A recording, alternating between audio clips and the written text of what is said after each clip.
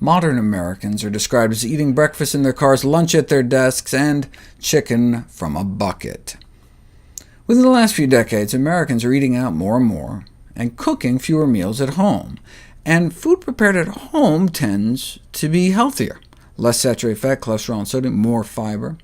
And so the benefits to preparing healthful food at home may include chronic disease prevention. But even during the recession, folks were found resistant to dietary change and kept going out to eat, or bringing it home. Almost half of all fast food eaten by children is eaten at home, so just because they're technically eating at home doesn't mean they're eating healthy. Even when food is prepared at home, it still may not mean much, as most dinners were found to incorporate processed commercial foods. Microwaving a frozen pizza ain't exactly home cooking. One of the problems is many people no longer know how to cook. For example, one study reported that 25% of the men had absolutely no cooking skills whatsoever. It is encouraging to see the new wave of interest in cooking, numerous TV shows, but what are they actually cooking? A study in the UK compared the nutritional content of meals created by television chefs with ready meals, like TV dinners, to compare both with nutrition guidelines set forth by the World Health Organization. They looked at 100 of each, and not a single one complied with the nutrition standards. And the TV chef recipes were even less healthy than the TV dinners.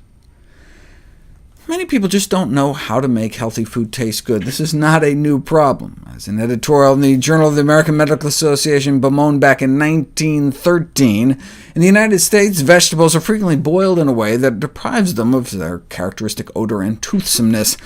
Villainous and idiotic are the only adjectives that can describe our methods of cooking vegetables in the United States. Is there any research showing that cooking meals at home actually improves health outcomes? Do people who cook live longer? We didn't know until now. Researchers in Taiwan found that those who cook their own food are healthier and do indeed appear to live longer. In a 10-year study, they found that those who cooked most frequently had only 59% of the mortality risk. And this took into account the exercise people got, grocery shopping, and physical function, chewing ability. So why did they live longer? Well, those that cooked ate more nutritious foods, as evidenced by their higher consumption of vegetables.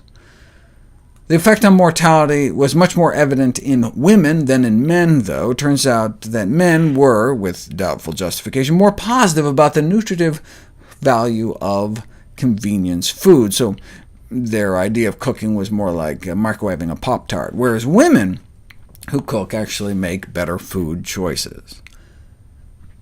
As one author noted, last century we began the long process of turning over to the food industry many of the decisions about what we eat.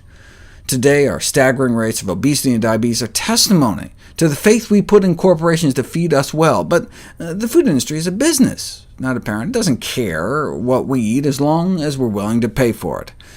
Home cooking these days has far more than sentimental value. It's a survival skill.